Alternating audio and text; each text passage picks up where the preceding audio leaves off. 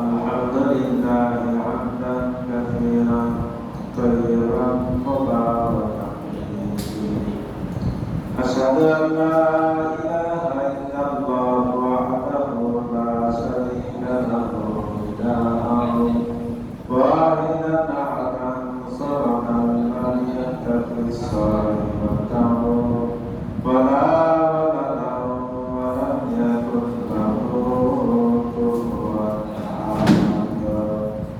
ونشهد أن سيدنا وسندنا وحبيبنا ومولانا محمدا عبده ورسوله.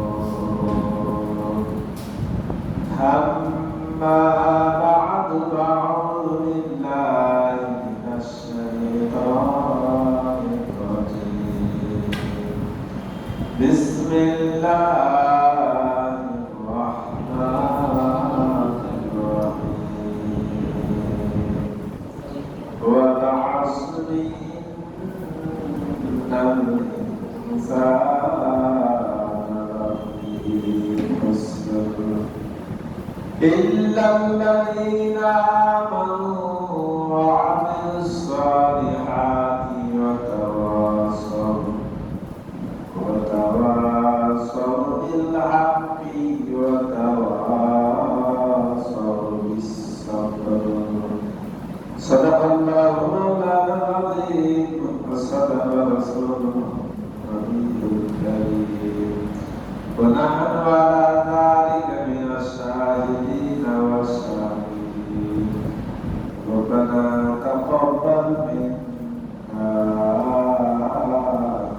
إنك أنت السميع العليم.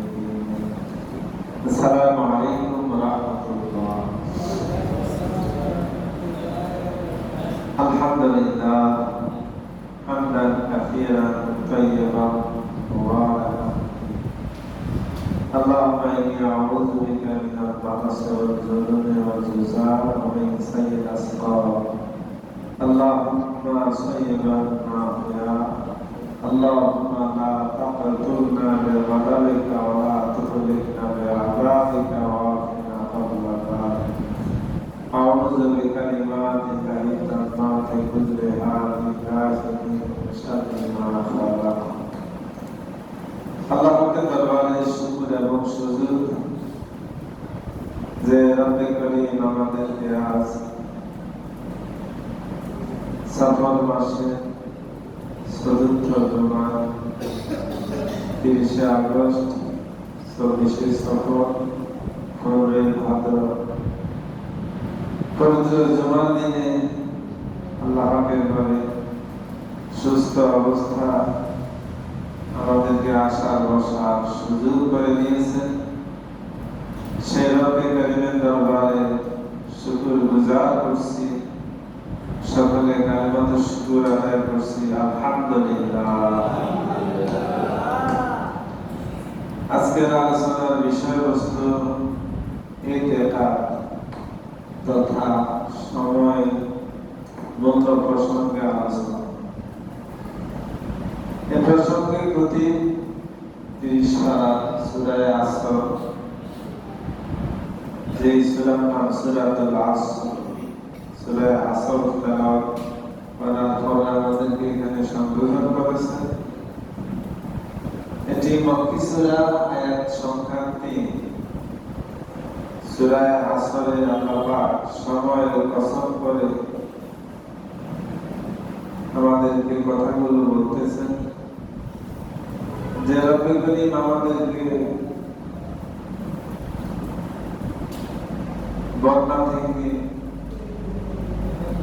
আমাদের ভাইকে হেফাজত করেছেন। কত যুবক যুবতী বৃদ্ধ শিশু বন্যার কারণে অতিবৃষ্টির কারণে পানির স্রোতে বসে গেছে। যে রব্বে করিম আমাদেরকে দয়া করে দয়া হাত দিয়ে বাছাই করে রেখেছে, হেফাজত করেছে। সে রব্বে করিমকে থ্যাংক ইউ জানাই, আবারও বলি আলহামদুলিল্লাহ। যে চলে গেছে সে তো আর ফিরে আসবে না, তার থেকে আমাদের শিক্ষণীয় হলো যে আমরা এরকম চলে যেতাম, কিন্তু আল্লাহ পাক আমাদেরকে হেফাজত করছে, তাই আমরা এই সুন্দর ভ্রমণ আমরা দেখতে পারছি। এই সূরায় আল্লাহ পাক বলতেছেন ওয়াল আসরি, কসম সময়। কথাগুলো আল্লাহ, কার কথাগুলো? আল্লাহ। আল্লাহ পাকের কথায় কোনো সন্দেহ নাই, সন্দেহ নাই, মিথ্যাও নাই। ইন্নাল ইনসানা, ইন্না নিশ্চয়ই, ইনসানা সমস্ত মানুষগুলো, লাফি অবশ্যই আছে, খুসর ক্ষতির মধ্যে, নোকসানের মধ্যে। ইল্লাল্লাযীনা আমানু, কিন্তু তারা ক্ষতির মধ্যে নাই যারা ঈমানদার।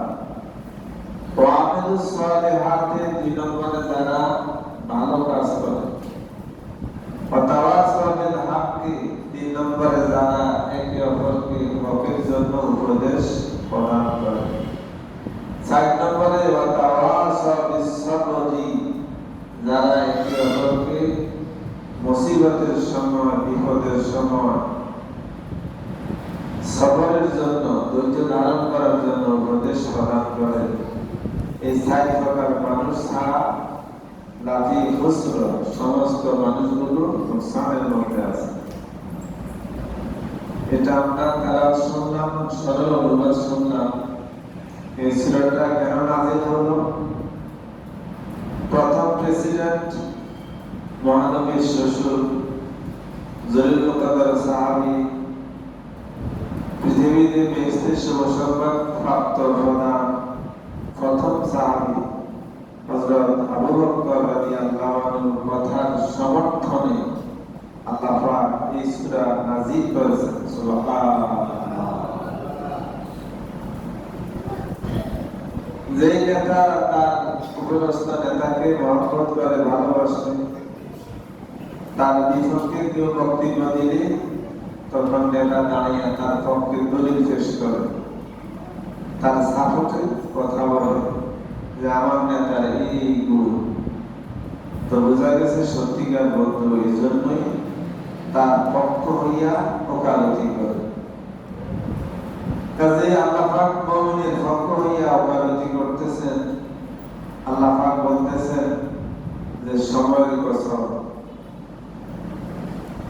এই আয়াত সূরার শান-নজুল হচ্ছে, শান-নজুল মানে অবতরণের কারণ, অবতীর্ণের কারণ। আমরা আজকে জুমার দিনে একত্রিত হয়েছি, যেহেতু জুমার নামাজ, এটা আজকে একত্রিত হওয়ার এটাই শানে নজুল। আল্লাহ নবী যে কারণে হাদিস পেশ করেছেন তাকে বলা হয় শানে উরুদ। আর আল্লাহ পাক যে কারণে কোরআন নাযিল করেন তাকে বলা হয় শানে নজুল। আর আমরা যে কারণে এসেছি সেটা হয়েছে শানে সালাত, নামাজের কারণে আমরা এখানে একত্রিত হয়েছি। হযরত আবু বকর রাদিয়াল্লাহু আনহু একজন বাইতুল্লাহের বন্ধু ছিল,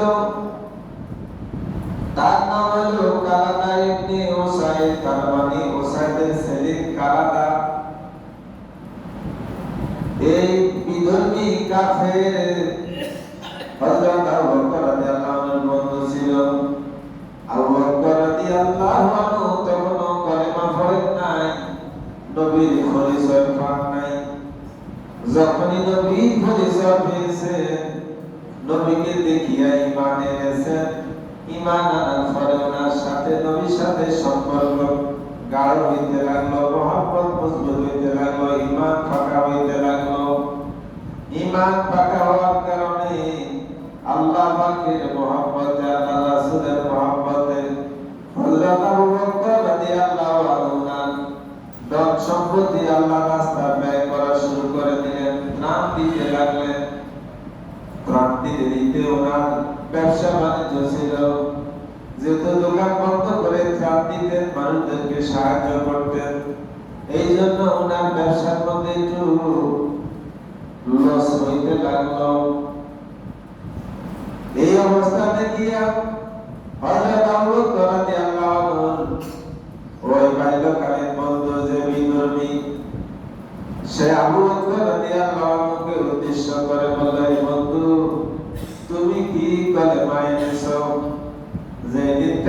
তুমি কলেমা এনেছো, কলেমার দাওয়াত দিতে শুরু করলো, সেই দিন থেকে তোমার ব্যবসা বাণিজ্য লস হইতে লাগলো। কাজে বোঝা গেল তোমার কলেমা মিথ্যা, তুমিও মিথ্যা ধর্মে আছো। নাউজুবিল্লাহ। বন্ধু বন্ধুরে বলতেছে, আল্লাহকে বলতেছে যে তুমি বড় মিথ্যা ধর্ম গ্রহণ করছো। যদি সত্য ধর্ম হইতো তোমার ব্যবসায় এরকম লস হইতো না, তোমার ব্যবসায় এরকম পাকা দেখা যাইতো না। হযরত আবু বকর রাদিয়াল্লাহু আনহু বিদুরনির কথার উত্তরে বলে দিলেন, হে কালাবে ইবনে উসাইদ, তুমি আমার বাল্যকালীন বন্ধু, ঠিক আছে বিধর্মী।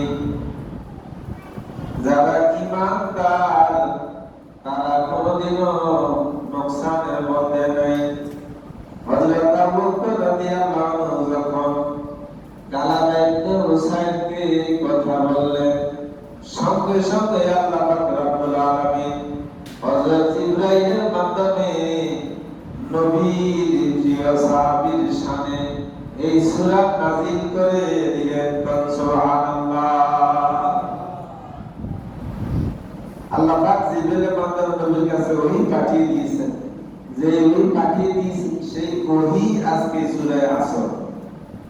আল্লাহ পাক ওহী নাযিল করে সূরা আসর নাযিল করে দিয়ে বুঝিয়ে দিলেন, আমার প্রিয় বান্দা আবু বকর রাদিয়াল্লাহু আনহু যে কথা বলেছে, ঈমানদারগণ কোনদিনও নোকসানের মধ্যে নাই। আমি আমার বন্ধুর পক্ষে কোরআন নাযিল করে দিলাম, সূরা আসর নাযিল করে দিলাম। আল্লাহ পাক বলেন, ওয়াল আসরি, নিশ্চয়ই ওয়াল আসরের সময়ের কসম, ইন্নাল ইনসানা, নিশ্চয়ই সমস্ত মানুষগুলো লাফি খুসরা, ক্ষতির মধ্যে আছে। একথা শোনার পর ঈমানদারও চিন্তায় পড়ে যাবে, যারা ভালো কাজ করে তারাও চিন্তায় পড়ে যাবে, যারা মুসিবতের সময় ধৈর্য ধারণ করে তারাও চিন্তায় পড়ে যাবে। এজন্য আল্লাহ পাক চিন্তা মুক্ত করার জন্য ৬০ প্রকার মানুষকে ভিন্ন করে দিলেন। ইল্লাল্লাযীনা আমানু ওয়া আমিলুস সালিহাত, নিশ্চয়ই যারা আমানু, ঈমান এনেছে, ২ নম্বরে যারা আমলে সালিহ করেছে, ওয়া তাওয়াসাউ বিল হাক্কি, এবং যারা একে অপরকে হকের সত্যের দাওয়াত দেয়, সত্যের জন্য উপদেশ করে, ওয়া তাওয়াসাউ বিস সবর, যারা একে অপরকে মুসিবতের সময় ধৈর্য ধারণ করার জন্য বলে। এই ৪ প্রকার মানুষ নোকসানের মধ্যে নাই। সুবহানাল্লাহ। এখন মিলাদ, আমরা কি নোকসানের মধ্যে আছি না লাভবানের মধ্যে আছি? আলু কিনছেন 20 টাকা, বিক্রয় করেছেন 18 টাকা, লাভ হয়েছে না লস হয়েছে? আলু কিনছেন 20 টাকা, বেচছেন 22 টাকা, লাভ হয়েছে না লস হয়েছে? এখন আমাদের লাভ লস কিনা? ইল্লাল্লাযীনা আমানু, যারা ঈমান এনেছে। এখন বলেন দেখি, আমরা কি ঈমান আনছি? অবশ্যই আনছি।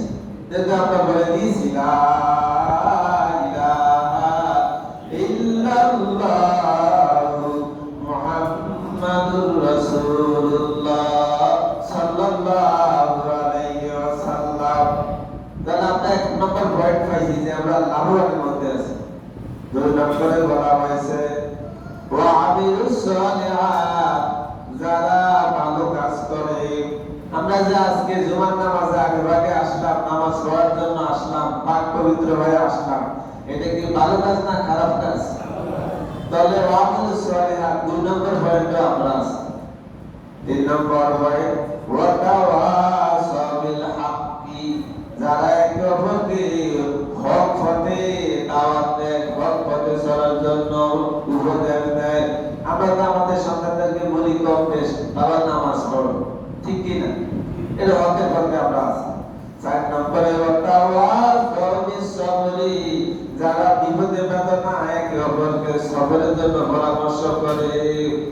আপনার স্বাস্থ্য ভাই মারা গেছে, চাচাকে বুঝান, চাচা ধৈর্য ধারণ করেন, বিভিন্ন ব্যবসা মার গেলে লক্ষ লক্ষ টাকার মাছ যখন বন্যা পানিতে চলে যায়, চাষা আত্মহত্যা করতে রাজি হয়ে যায়, না চাষা আত্মহত্যা করিয়েন না, ব্যবসা বাণিজ্য লাভ লস নিয়ে ব্যবসা, আর যে আপনার নিয়ে গেছে ইয়া আল্লাহ ভাই আরো অল্প মাছকে বড় বানিয়ে লাভবানও বানাইতে পারে, ঠিক কিনা?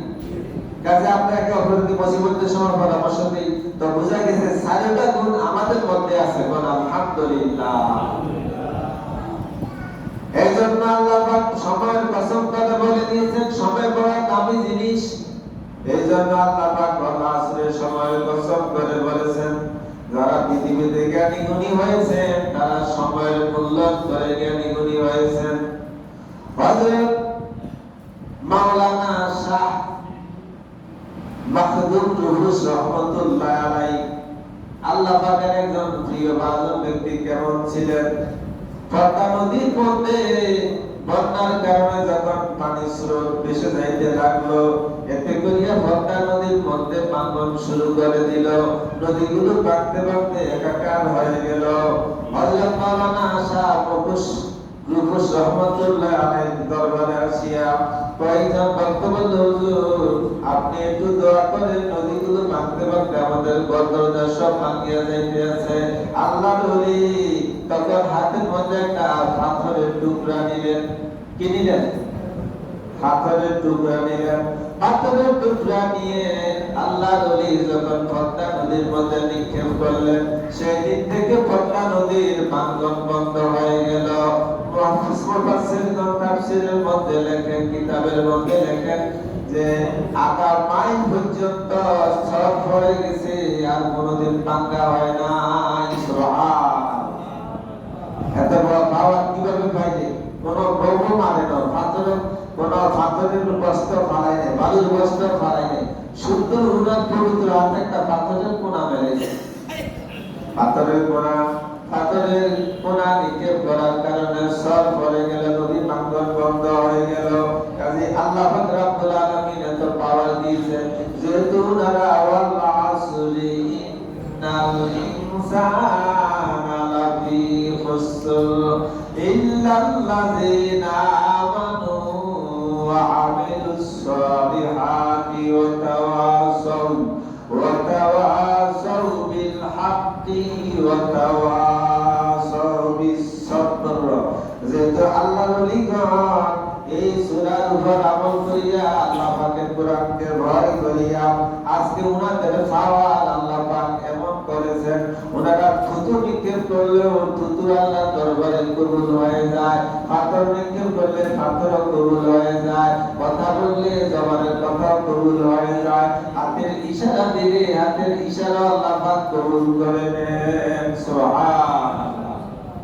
কাজেই রাসূল পাক সাল্লাল্লাহু আলাইহি ওয়াসাল্লাম আমাদেরকে হাদিসের বক্সের মাধ্যমে জানিয়ে দিয়েছেন যে আল্লাহ পাক রব্বুল আলামিন পৃথিবীর মধ্যেই 10 জন সাহাবীকে বেহেশতের শুভ সংবাদ দিয়েছেন। এটা সত্য না মিথ্যা? সত্য। তারপরে দাজ্জাল আসবে, এটাও সত্য। তারপরে আসবে দাব্বাতুল আরদ, এক প্রকার পানি মাটি থেকে বের হবে, এটাও সত্য।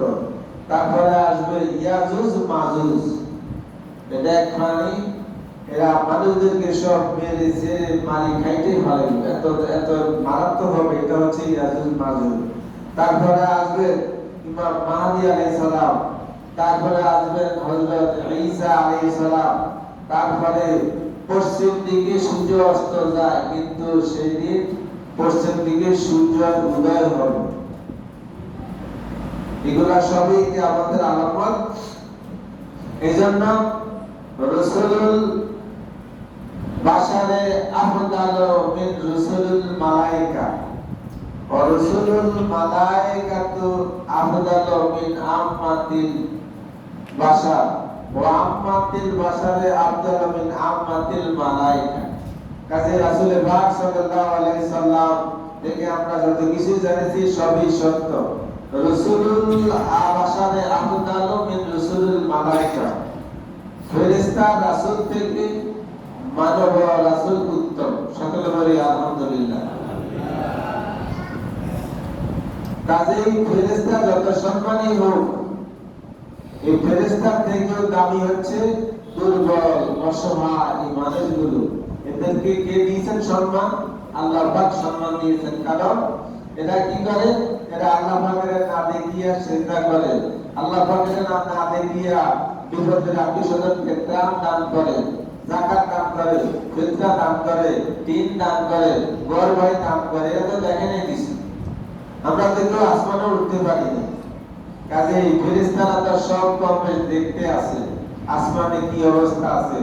কাজে মানুষের দাম ফেরেশতার চাইতে আরো বেশি। এজন্য বলা হয়েছে রসুলুল বাশারে আফদালু মিন রসুলিল মালায়েকা, মিন রসুলিল মালায়েকা। মানব রসুল থেকে মানব রসুল উত্তম ফেরেশতা রসুল থেকে। রসুলুল মালায়েকা আফদাল মিন আম্মাতিল বাশারে, আর সাধারণ মানুষ থেকে ফেরেশতা রাসূল উত্তম। রসুলুল বাশারে আফদাল মিন রসুলিল মালায়েকা। কাজে আম্মাতুল মালায়েকা মিন আম্মাতুল বাশারে আফদাল মিন আম্মাতিল মালায়েকা। সাধারণ ফেরেশতা থেকে সাধারণ মানুষ উত্তম। সুবহানাল্লাহ। মানুষের মধ্যে যেরকম ক্লাসিফিকেশন আছে, যেমন আমি হলাম ইমাম, আপনি হলেন মুসল্লি, আবার আমার উপরে আছে ইমাম সভাপতি, এর উপরে আছে ডিসি ওসি। মানুষের মধ্যে তারতম্য আছে, এরকম ফেরেশতার মধ্যে তারতম্য আছে। কাজে সাধারণ ফেরেশতা থেকে সাধারণ মানুষ যারা, তাদের দাম অনেক বেশি। সুবহানাল্লাহ। তার মানে আল্লাহ পাক সমস্ত ফেরেশতা থেকে আল্লাহ পাক মানুষকে সম্মানের প্রাধান্য দিয়েছেন। সুবহানাল্লাহ। কারণ মানুষ হলো এত দুর্বল, এক ওয়াক্ত না খাইলে মরে যায়, দুর্গানি হয়ে যায়। দেখেন না রমজানের দিনে দুপুরে কি অবস্থা, মসজিদে আইয়ে নামাজ পড়তো, এটা দূরে কালে কয় নামাজে পড়তে হয় না ঘুমের কারণে, শরীর দুর্বল হয়ে গেছে। খানা মাত্র সকালে একবেলা নাস্তা বিস্কিট হয়েছে, এই জন্য সে একটা ক্লান্ত হয়ে গেল। কাজে ফেরেশতাদের কোনো খিদা নাই, তাদের কোনো জনসাইনা নাই, তাদের ঘুম নাই।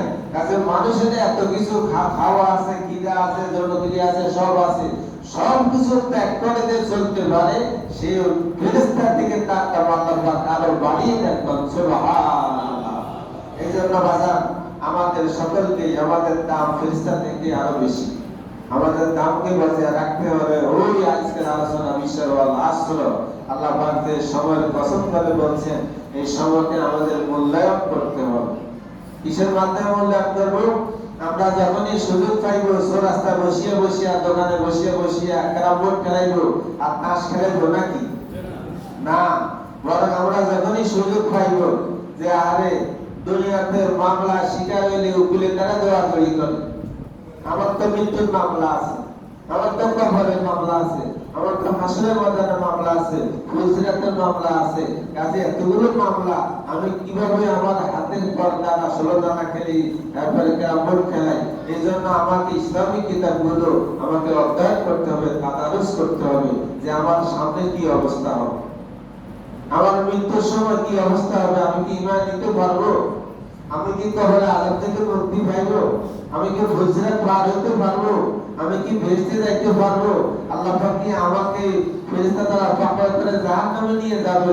এগুলো আমাদের মুহাসাবাতুন নফস, আত্মপর্যালোচনা করতে হবে, আলোচনা করতে হবে। আমরা তো আলোচনা বাদ দিয়ে ঘরে সমালোচনা করতে পারি। আসুন আমরা সকলে ঘরে সমালোচনা বাদ দিয়ে নিজের আত্মকে আত্ম আলোচনা করি, তাহলে আমাদের জীবন হবে কামিয়াব, আমাদের জীবন হবে পূর্ণময়। এজন্য কবি বলেন, সময়ের মূল্য বুঝে করে যারা কাজ, সময়ের মূল্য বুঝে করে যারা কাজ, তারা স্মরণীয় জগতের মাঝ। সময়ের মূল্য বুঝে করে যারা কাজ, তারা স্মরণীয় জগতের মাঝ। পৃথিবীতে যত মানুষ জ্ঞানী গুণী হয়েছেন, সবাই সময়কে মূল্যায়ন করেছেন। একজন অতি সাহেব যদি বলেন, ভাই আপনি কিভাবে রসি হয়েছেন? ভাই আমার যখন ঘুমাইতো, আমি যখন ঘুমাই নাই, চোখের মধ্যে পানি দিয়ে রুয়ার সাথে রশি লাগিয়ে পড়ছি, যেরকম ফাঁসি দেয় এরকম পড়ছি।